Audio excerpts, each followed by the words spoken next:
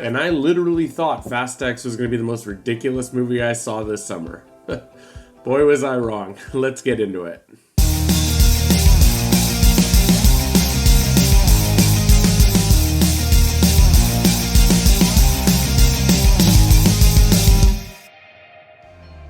Hey movie fans, I'm Matt, and today we're discussing Transformers: Rise of the Beast.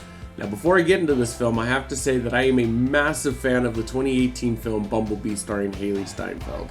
That film managed to bring the most personal and best Transformers movie to the big screen, and it essentially revitalized the franchise after Michael Bay the franchise into the ground. So does this movie deliver the thrills or does it fall flat? Well, let's kick things off with the highlights of the film. Look, it's no secret. I go see a Transformers movie really only for one reason: the giant epic robot fights. And as expected from the franchise, these action sequences are visually stunning with larger than life robots battling out on the big screen. And I'm all for this. This is exactly what I want to see. These scenes are a feast for the eyes and are sure to satisfy any fan craving explosive robot action. Another standout aspect of the film is the classic 90s hip-hop soundtrack. Building off of the Bumblebee film, Rise of the Beast's music selection adds a nostalgic vibe and enhances the overall viewing experience. Listen, I grew up in the 90s, so it's never a bad choice to play music that I grew up with. And while there's no deep cuts here or anything like that, the music choices are the classics and it brings a sense of energy and familiarity to the film. And I didn't think I'd be saying this out loud, but one of the bright spots in Transformers: Rise of the Beast is the casting of Pete Davidson as Mirage. Now overall, I really don't care for Pete Davidson, but you can't deny his talent or status in the world. Whatever that means. He has done some funny skits, and there are some funny jokes floating around on social media, but in this movie his comedic talent really does shine through, and it brings some much needed humor. And ultimately, his character really does add some unexpected charm, and it injected some levity into these otherwise very serious robot battles. And that's it. That's all I liked about the movie. And that really disappoints me coming off of Bumblebee. First and foremost, I want to know who at Paramount Studios decided it was the right idea to go back to another generic end-of-the-world Transformers film. The story follows the very same formula, and the plot twist can be seen from a mile away. 20 minutes in, and you're going to be able to predict exactly how the movie's going to play out. And I'm saying this again, but coming off of Bumblebee, this is a huge missed opportunity to inject some fresh ideas into the franchise. Another aspect that particularly stands out as a giant misstep is the focus on the human factor in the final fight. The film introduces, let's call it a subplot, involving our main character that is literally going to make you laugh out loud how ridiculous it is.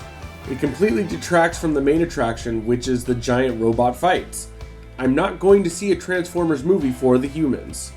Now I have to talk about the cringe-worthy final scene, and without revealing any spoilers, it's safe to say that the ending, like the other subplot, literally made me laugh out loud. It's forced, and it's giving us something that no one asked for. Yeah, the movie made some money this weekend, but I'm telling you right now, this is not going to go the way they think. While Transformers: Rise of the Beast offers some impressive robot battles, a great nostalgic soundtrack, and a surprising casting choice in Pete Davidson that actually works, this film falls short in terms of originality and its storytelling execution.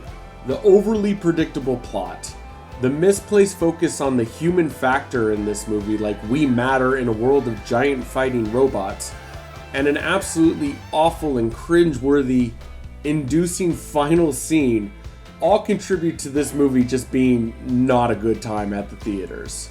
And it's with all this, unfortunately, that I can't give my recommendation for you guys to see this movie. However, if you're a diehard Transformers fan, or simply enjoy some mindless action with a predictable plot, then maybe you might find some value in this. But for those seeking more engaging and satisfying movie experience, there are far better options to go see in theaters right now. First off, I want to thank you for taking time out of your day to come and check out my review of this film. But as I always say, I'm just one voice, and I really want to know what you guys thought of it if you had a chance to check out this movie. Am I crazy? Did I miss something?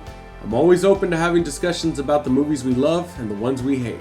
Next week, it's finally here. After 9 long years, The Flash finally makes its way into theaters, and this is my most anticipated movie of the year.